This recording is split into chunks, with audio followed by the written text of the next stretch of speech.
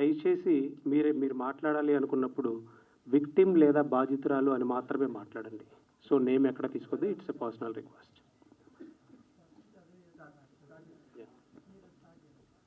So ఇప్పటి వరకు ఈ కేసుకు సంబంధించి రకరకాలుగా అపోహలు బయట నడుస్తూ ఉన్నాయి. And Harsha Sai PR team లేదా పెయిడ్ ఛానల్స్ తనకి ఎన్ని ఉన్నాయి ఏంటి అనేది మా అందరికన్నా మీకు చాలా ఎక్కువ తెలుసు.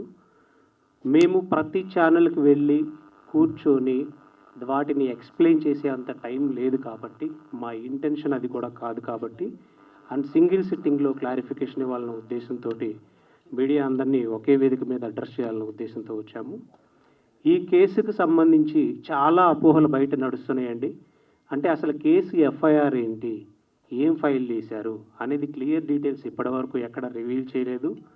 అట్ ది సేమ్ టైం 2 కోట్ల కోసం ఇలా చేశారు అనే కొన్ని అలిగేషన్స్ వినిపిస్తూ ఉన్నాయి. దాంట్లో వాస్తవం అనేది లేదు. కంప్లైంట్ కాపీ అనేది ఎక్కడ ఇంతవరకు రివీల్ చేయడం జరగలేదు. అండ్ హర్ష సాయి అనేటువంటి వ్యక్తి ప్రస్తుతం దేశం వదిలిపెట్టి పారిపోయి వేరే కంట్రీలో ఉంటూ ఇక్కడ ఉన్నటువంటి తనకు అనుకూలంగా ఉన్న కొన్ని యూట్యూబ్ ఛానల్స్ని కానీ కొన్ని ఇన్స్టాగ్రామ్ పేజెస్ని కానీ మేనేజ్ చేస్తూ డబ్బుతోటి మేనేజ్ చేస్తున్నాడని మాకు ఇన్ఫర్మేషన్ ఉండడం వల్ల తను కొన్ని ఆడియోస్ని scripted, fabricated, edited, pre planned complaint కాపీలో ఏదైతే క్లియర్గా మేము మెన్షన్ చేశామో ఈ ఫ్యాబ్రికేటెడ్ ఆడియోస్ కానీ వీటన్నిటిని పెట్టుకొని అతను బ్లాక్మెయిల్ చేస్తున్నాడని చెప్పడం, అతను విక్టిమ్ని బాధించే విధంగా మానసిక క్షోభకు గురయ్యే విధంగా వాటిని దేశం దాటి బయటికి వెళ్ళిపోయి మరీ రిలీజ్ చేస్తూ ఉండడం, దాన్ని కొన్ని సోషల్ మీడియా ఛానల్స్ పర్టికులర్గా యూట్యూబ్కి సంబంధించిన కొన్ని సోషల్ మీడియా ఛానల్స్ ఎంటర్టైన్ చేస్తూ ఉండడం వలన మేము హైకోర్టును అప్రోచ్ అవ్వడం జరిగింది. మాకు నిజంగా ఈరోజు వరకు ప్రతి మీడియా సంస్థ చాలా సపోర్ట్ చేసింది. చాలా సపోర్ట్గా ఉంటూ అతని బెట్టింగ్ మాఫియాని బయటపెట్టడంలో, ఇల్లీగల్ బెట్టింగ్ యాప్స్కి సంబంధించిన వాటి నుంచి నేరాలను బయటపెట్టడంలో, అండ్ వాళ్ళ ఫ్యామిలీ బ్యాక్గ్రౌండ్లో ఉన్నట్టు జరిగేటువంటి ఆర్థిక నేరాలను బయటపెట్టడంలో మీడియా సంస్థలు నిజంగా చాలా గొప్పగా పనిచేసినాయి. దాన్ని మేము స్పెషల్గా థ్యాంక్స్ చెప్తున్నాము. కానీ నిన్నటి వరకు ఉన్న అటెన్షన్ని డైవర్ట్ చేయడం కోసం మళ్ళీ ఒక కొత్త ప్లాన్ బి అతను రెడీ చేసుకున్నాడు. మీడియా సంస్థల మీద కేసులు వేస్తున్నటువంటి లాయర్లు అనే వాదనని తెర మీదకి తీసుకొచ్చే ప్రయత్నం చేస్తూ ఉన్నాడు. మేము మీడియా సంస్థల మీద ఎలాంటి కేసులు వేయలేదు. అతను రిలీజ్ చేసినటువంటి ఆడియోస్లో ఎలాంటి అథెంటిసిటీ లేకుండా, ఏ క్రెడిబిలిటీ చెక్ చేయకుండా, ఏ సందర్భంలో మాట్లాడారో లేదా తను అసలు మాట్లాడిందో లేదో అనే సందర్భాన్ని కూడా లేకుండా ఒక విక్టిమ్కి ఒక మానసిక క్షోభకు గురవుతుంది కాబట్టి లీగల్గా మేము ఏం చేయగలమో దాన్ని రిట్ పిటిషన్లో రూపంలో మాత్రమే హైకోర్టు ముందు ఉంచడం జరిగింది. మా వాదనలు విన్నటువంటి ధర్మాసనం ఒక ఇంటర్మ్ ఆర్డర్ ఇచ్చిందండి. ఆ fabricated, edited, scripted, pre planned audios నిందితుడు కొన్ని యూట్యూబ్ ఛానల్స్ని అడ్డు పెట్టుకొని తనని మానసిక క్షోభకు గురి చేస్తున్నారు కాబట్టి ఆ లింక్స్ అన్నీ కూడా ministry of broadcasting and technology union of India, Telangana government and cyber crime and SHO, YouTube and meta వీళ్ళందరినీ పార్టీగా చేయడం జరిగింది. వీళ్ళందరూ వాటిని తీసివేయాలని కూడా జరిగింది. ఒకవేళ మీరు నిజంగా వాటిలో ఏదైనా మీడియా ఛానల్స్ కొన్ని వాటికి సంబంధించి ప్రచారం చేసి ఉంటే అవి లీగల్గా త్రూ గవర్నమెంట్ ద్వారా తీసివేస్తే మీరు కూడా మా మీద కేసులు వేసి తీసేయిస్తారా అనే హర్ష సాయి వాదనలోకి వెళ్ళిపోయే అవకాశం ఉంది కాబట్టి మా అంతటా మేమే ముందు వచ్చి మిమ్మల్ని రిక్వెస్ట్ చేస్తున్నాము. ఆ ఫ్యాబ్రికేటెడ్, ఎడిటెడ్, స్క్రిప్టెడ్ ఆడియోస్ని నిందితుడు ఇలా వాడుకొని బాధితురాలకి ఇంకా అన్యాయం చేసి తను సూసైడ్ చేసుకునే స్థాయి వరకు తీసుకెళ్లాలనే ప్లాన్ని మీడియా సంస్థలను అడ్డుపెట్టుకుంటున్నాడు కాబట్టి, అలాగే యూట్యూబ్ ఛానల్స్ని అడ్డుపెట్టుకుంటున్నాడు కాబట్టి, ఇన్స్టాగ్రామ్ పేజెస్ని అడ్డుపెట్టుకుంటున్నాడు కాబట్టి దీన్ని అర్థం చేసుకోగలరు అని మిమ్మల్ని ఒక సింగిల్ వేదిక మీద పిలిచి మేము చెప్తూ ఉన్నాము.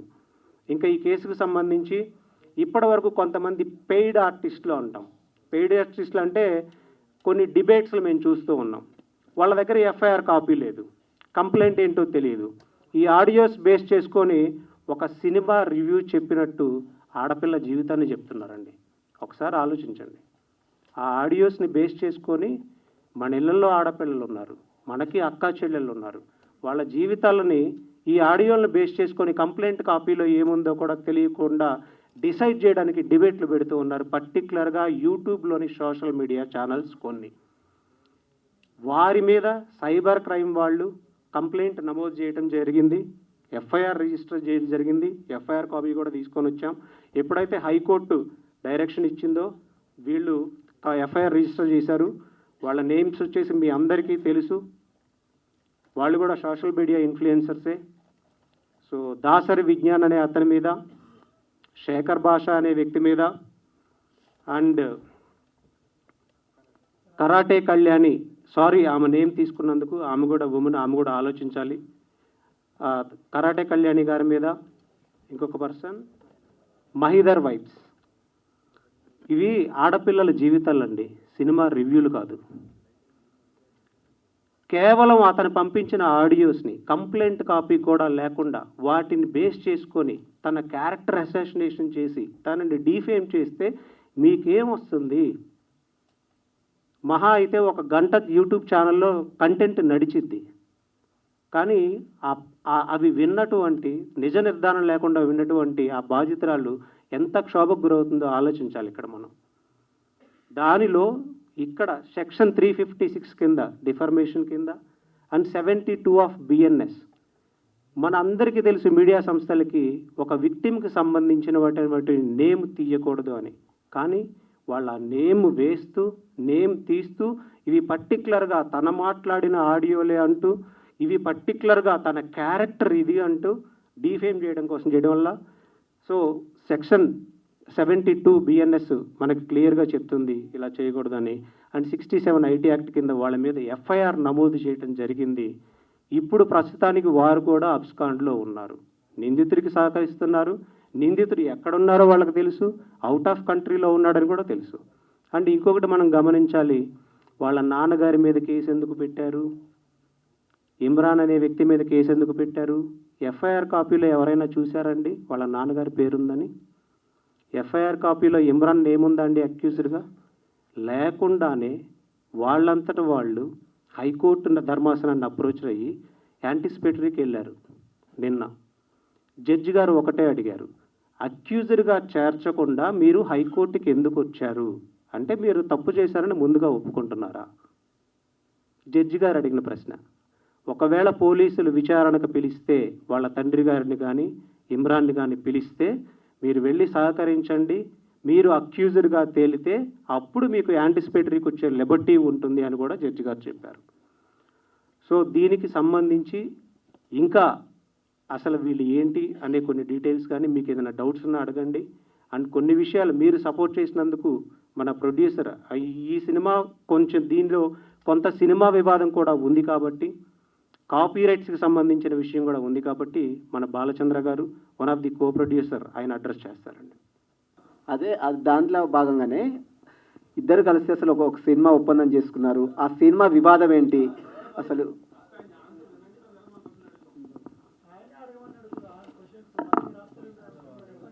ఒక 1 minute అండి, మీకు కంప్లైంట్ ఏంటో క్లారిటీగా ఇస్తాం. కంప్లైంట్ ఇంతవరకు ఎవరికి తెలియదు కదా, మీకు కంప్లైంట్ తెలిస్తే క్లారిటీ వస్తుంది. ప్రొడ్యూసర్స్గా ఎవరైతే ఈ సినిమాకి ఉన్నారో అసలు వీళ్ళు ఎలా ఎంట్రీ అయ్యారో మనం చూడాలి. వీళ్ళు ఎలా ఎంట్రీ అయ్యారంటే, కో ప్రొడ్యూసర్ గారు అండ్ విక్టిమ్ ఒక సాంగ్ చేయాలి అని, వాళ్ళ స్టేటస్ ఏంటో మీకు ఆల్రెడీ తెలుసు. వాళ్ళు శ్రీ పిక్చర్స్ అనేటువంటి బ్యానర్తో ఇంతకుముందు కొన్ని చిన్న చిత్రాలు కానీ సాంగ్స్ కానీ లేదా షార్ట్ ఫిల్మ్స్ కానీ ఇలాంటివి తీసున్నారు. అండ్ విక్టిమ్ ఎవరైతే ఉన్నారో 2014 నుంచే తన యాక్టింగ్ ఫీల్డ్లో ఉన్నారు. అండ్ బొంబాయిలో కూడా కొన్ని సీరియల్స్ చేశారు, ఇప్పటికీ అవి మనకు వస్తూనే ఉంటాయి. And big boss celebrity. ఈ శ్రీ పిక్చర్స్ని 2019లో ఎస్టాబ్లిష్ చేశారు. ఎస్టాబ్లిష్ చేసిన తర్వాత ఒక సాంగ్ తీద్దాం. ఇప్పుడు హర్ష సాయి అనే వ్యక్తి ఇండియాలోనే నెంబర్ 1 యూట్యూబర్గా ఉన్నాడనేది మనందరికీ తెలిసిన విషయమే. సో ఒక సాంగ్ తీద్దామనే ఉద్దేశంతో ఒక మీడియాలో ఉన్నటువంటి ఒక యాంకర్ ద్వారా వెళ్ళి కలవడం జరిగింది.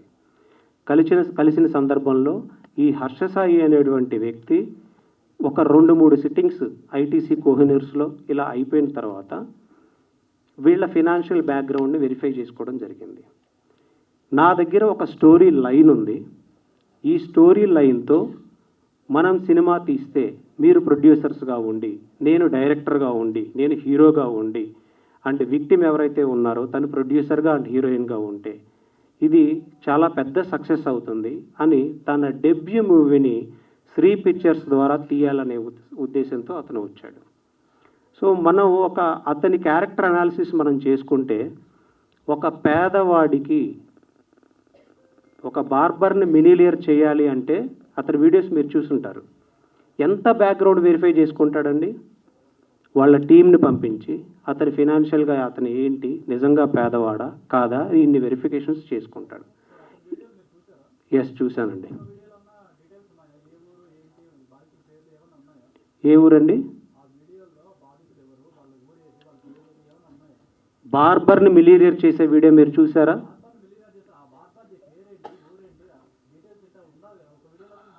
అది మీరు క్వశ్చన్ చేయాలి హర్షసాయిని.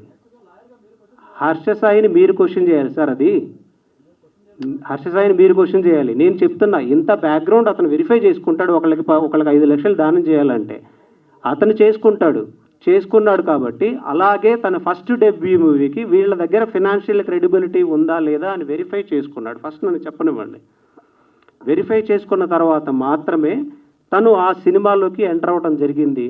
అండ్ నాకు అకామిడేషన్ ప్రొవైడ్ చేయండి అనేది జరిగింది. ఆ అకామిడేషన్ ప్రొవైడ్ చేసే టైంలో ఈ నార్సింగిలోని ఒక విల్లాలో వీళ్ళు అకామిడేషన్ ప్రొవైడ్ చేశారు. ఆ విల్లాకి విక్టిమ్ని ఇంకా షూట్ స్టార్ట్ అవ్వలేదు. స్క్రిప్ట్ అతని దగ్గర ఓన్లీ లైన్ మాత్రమే ఉంది. ఇప్పుడు స్క్రిప్ట్ డిస్కషన్స్ ఎలా జరుగుతాయో మీకు తెలుసు. సో విక్టిమ్ని రమ్మని చెప్పడం, అక్కడికి వచ్చిన తర్వాత విక్టిమ్తో పాటు అతను ఆల్కహాల్ కానీ ఇలాంటి డ్రింక్స్ అన్కాన్షియస్ స్టేజ్లోకి తీసుకొని డ్రింక్స్ ఇవ్వడం, తర్వాత తను కొన్ని మన నోటితో చెప్పలేనటువంటి అంటే కొన్ని నగ్న చిత్రాలు తన అన్కాన్షియస్ స్టేజ్లో తీసి తన కెమెరాలో బంధించడం, తన కెమెరాలో ఉంచడం, ఆ తర్వాత తన మీద లైంగిక దాడి ఇలాంటివి చేయడం, తర్వాత అవి చూపిస్తూ బ్లాక్మెయిల్ చేయడం. వాళ్ళ ఫాదర్ ఎప్పుడైతే తను లీగల్గా కంప్లైంట్ ఇవ్వాలి, డిఫెండ్ చేయాలి అనుకుందో, అల్టిమేట్ స్టేజ్లో ఇంకా ఈ వివాదాన్ని సర్దుమర్చాలి అనే ఉద్దేశంతో వాళ్ళ నాన్నగారితో మాట్లాడించి ఎలా అయినా సరే ఈ వివాదాన్ని ఇక్కడ సర్దుమర్చాలనే ఉద్దేశంతో వాళ్ళ నాన్నగారు ఒక ఫాల్స్ ప్రామిస్, మీరు సెలబ్రిటీ, తను సెలబ్రిటీ, మీరు ప్రొడ్యూసర్గా ఉన్నారు, ఈ సినిమాలో సక్సెస్ అవుతుంది, మీకు పెళ్లి చేస్తాను అనేటువంటి ప్రపోజల్ పెట్టడం, ఆ పెళ్లి అనే మాటతో నమ్మించి, ప్రేమ అనే మాటతో నమ్మించి సినిమాని ఇంత దూరం తీసుకొని రావడం, దాన్ని ఎలా షూట్ చేశారు, బ్లూ మ్యాట్ కూడా యూజ్ చేయకుండా ఎలా షూట్ చేశారు అనేది మీరు ఆల్రెడీ చూశారు. ట్రీజర్ ఎంత గ్రాండ్గా రిలీజ్ అయిందో కూడా మీరు చూశారు. ఇప్పుడు ప్రొడ్యూసర్ రైట్స్ ఎవరి దగ్గర ఉంటాయండి? స్టోరీకి సంబంధించినవి రైట్స్ అన్నీ ఎవరి దగ్గర ఉంటాయి? ప్రొడ్యూసర్ దగ్గర ఉన్నాయి. ఆ సినిమాకి అది రిలీజ్ అయితే 10 మిలియన్ వ్యూస్ వరకు, 12 మిలియన్ వ్యూస్ వరకు వెళ్ళటం మనం చూసాం ఆల్రెడీ. నెట్ఫ్లిక్స్ కూడా వీళ్ళని అప్రోచ్ అయినట్టు మనకు తెలుస్తుంది. ఈ సినిమా 100 కోట్లు వెళ్తుంది, 200 కోట్లు వెళ్తుంది అని అతను చెప్పిన ఆడియోస్ని పోలీసు వారికి సబ్మిట్ చేయడం కూడా జరిగింది. అతనికి ఆ నమ్మకం ఉంది కాబట్టి, ఆ లాభం ఏదో వస్తే ప్రొడ్యూసర్కి వస్తుంది, నేను చేస్తే నాకేంటి అనుకున్నాడు కాబట్టి, నాకు కేవలం రెమ్యూనరేషన్ వస్తుంది అనుకున్నారు కాబట్టి విక్టిమ్ని మళ్ళీ హెరాస్ చేయడం మొదలుపెట్టాడు. నాకు కాపీ రైట్స్ ఇవ్వండి. ఈ సినిమాలో తన ఒక్కళ్ళదే ఇన్వెస్ట్మెంట్ కాదు, ఇంకా ఇన్వెస్టర్స్ కూడా ఉన్నారు. ఇప్పుడు బాలాగారు ఉన్నారు, ఇంకా ఒక సినిమాకి బిహైండ్ చాలామంది ఉంటారు వర్క్ చేసేవాళ్ళు. తన ఓన్ డెసిషన్ కాదు. ఇప్పుడు ఆ కాపీ రైట్స్ కోసం మళ్ళీ తను బ్లాక్మెయిల్ చేయటం, సొసైటీలో కొంతమంది సెలబ్రిటీస్ని ఈ సంవత్సర కాలంలో ఏ ఇంటిమెసీ లేకుండా, ఎలాంటి ఇది లేకుండా, తనకు అనుకూలంగా తను ఏ క్రైమ్ అయితే చేశాడో తనకు కావాల్సినట్టుగా తినని డిఫేమ్ చేయడం కోసం, విక్టిమ్ని డిఫేమ్ చేయడం కోసం కొన్ని ఫ్యాబ్రికేటెడ్, కొన్ని ఎడిటెడ్, కొన్ని స్క్రిప్టెడ్ ఆడియోస్ అన్ని పెట్టుకోవడం, కొంతమంది సెలబ్రిటీస్ని, కొంతమంది యూట్యూబర్స్ని ఐటీసీకి పిలిపించుకొని పర్టికులర్గా మోర్ దెన్ 100 మెంబర్స్కి పిలిపించి వాళ్ళకి వినిపించడం, వీళ్ళని డిఫేమ్ చేయండి, వీళ్ళకి వచ్చే ఫైనాన్షియల్ ఫండింగ్ రాకుండా చేయండి, వీళ్ళని సర్వనాశనం చేయండి అని కంకణం కట్టుకోవడం, ఇవన్నీ చేశాడు. ఇది కంప్లైంట్లో మెన్షన్ చేశారు. దీన్ని మిస్లీడ్ చేయడం కోసం, మీడియా సంస్థలకి మిస్లీడ్ చేయడం కోసం 2 కోట్ల కోసం ఫైల్ చేసిన అటువంటి బాధితురాలు 2 కోట్లు మోసం చేశాడు అని ఉంటూ ఎక్కడ కంప్లైంట్లు లేదండి. అసలు జరిగిన విషయం ఇది. దీని తర్వాత అతని ట్రాప్లోకి మీడియా సంస్థలను వాడుకుంటున్నాడు. లీడ్ అతనే ఇస్తాడు ఇన్ఫర్మేషన్. మిమ్మల్ని మిస్లీడ్ చేయడానికి కూడా యూజ్ చేస్తూ ఉన్నాడు. నార్సింగ్ పోలీస్ స్టేషన్లో కేసు నమోదైంది, దాదాపు నెల రోజులు గడుస్తుంది. అయినప్పుడు కూడా ఆయన దేశం విడిచి వెళ్ళిపోయారని మీరు చెప్తున్నారు. ఇప్పటికే పోలీసులు లుక్అవుట్ నోటీసులు జారీ చేశారు. పోలీసులు ఏం చెప్తున్నారు అసలు? ఈరోజు పోలీసు వారితో క్లియర్గా మాట్లాడడం జరిగింది. అతను దేశం వదిలిపెట్టి పారిపోయాడు. లుక్అవుట్ నోటీసులు కూడా జారీ చేశారు. నిన్న వాళ్ళ తండ్రి గారికి అండ్ ఇమ్రాన్ అనే ఇంకొక యూట్యూబర్కి యాంటిసిపేటరీ బెయిల్ కోసం వాళ్ళు వేసుకోవడం వాళ్ళు జరిగింది. జడ్జి గారు క్లియర్గా అడిగారు, మీరు ఇంకా అక్యూజ్డ్గా చేర్చక ముందే మీరు ఎలా వస్తారు అని బెయిల్ రిజెక్ట్ చేయడం కూడా జరిగింది. సార్, ఇప్పుడు విక్టిమ్ కి సంబంధించిన ఆడియోలు బయటకు వచ్చాయి, అవన్నీ కూడా తీసేయాలంటున్నారు కదా. Yes. అదే విధంగా హర్ష సాయికి సంబంధించిన ఆడియోలు కూడా బయటకు వచ్చాయి. అవి ఎలా వచ్చాయి? అక్యూజ్డ్కి విక్టిమ్ కి ఒకే ఇంకా రైట్స్. కోర్టు ఫైనల్ చేయలేదు లేండి. అది అక్యూజ్డ్ కి ఎఫ్ఐఆర్ మాత్రమే అయింది. అది అక్యూజ్డ్ కి విక్టిమ్ కి సేమ్ రైట్స్ ఉండవు. రైట్. నువ్వు నిందితుడివి, నీ దగ్గర ఏదన్నా ఆధారాలు ఉంటే అవి వచ్చి మీరు పెట్టండి కోర్టుకి. వీళ్ళ దగ్గర ఉన్న ఆధారాలు మీడియాకి రిలీజ్ చేయలేదు. వీళ్ళ దగ్గర ఏమున్నా సరే. నా క్వశ్చన్ స్ట్రైట్ గా ఒకటే, ఆడియోలు ఎలా వచ్చాయి బయటికి? ఆడియోలు ఎవరు రిలీజ్ చేశారండి? అదే నేను అడుగుతున్నాను, ఎవరు రిలీజ్ చేశారు? అది ఎవరు రిలీజ్ చేశారు? హర్ష సాయే రిలీజ్ చేశాడు ఆడియోలన్నీ. కాదు సార్, ఇప్పుడు విక్టిమ్ కి సంబంధించినటువంటిది ఏదైతే ఉందో ఆడియోలన్నీ కూడా బయటికి వచ్చాయి, హర్ష సాయి రిలీజ్ చేశారని మీరు చెప్పారు ఇప్పుడు. ఎస్. సో అదే విధంగా హర్ష సాయికి సంబంధించిన ఆడియోలు కూడా బయటకు వచ్చాయి. ఓకే. వీడియో కూడా ఒకటి బయటకు వచ్చింది. ఓకే. అది ఎలా వచ్చాయి? ఎవరు వచ్చారు? మేబీ ఏ థర్డ్ పర్సన్ రిలీజ్ చేయొచ్చండి. హర్ష సాయి బెట్టింగ్ మాఫియాలో ఇన్వాల్వ్ అయ్యి ఉన్నాడు. వీళ్ళ దగ్గర కూడా కొన్ని ఉంటాయి కదా. ఇప్పుడు అదే విషయం మీద యువ సామ్రాట్ అనే వ్యక్తి 6 నెలల నుంచి సంవత్సర కాలం నుంచి ఫైల్ చేస్తూ ఉన్నాడు. అతని మీద 3 తప్పుడు కేసులు హర్ష సాయి పెట్టించగలిగాడు ఈ బెట్టింగ్ యాప్ సంబంధించి. అతను చేసిండొచ్చు కదా, మనం చెప్పలేము ఎలా చేశారనే దాని గురించి. కానీ ఇతను తన టీమ్స్ తోటి పర్టికులర్గా భరత్ అనే వ్యక్తితోటి, రియాజ్ అనే వ్యక్తితోటి ఇప్పుడు సీసీ కెమెరాస్ లో ఎక్కడెక్కడ వీళ్ళు మీట్ అవుతున్నారు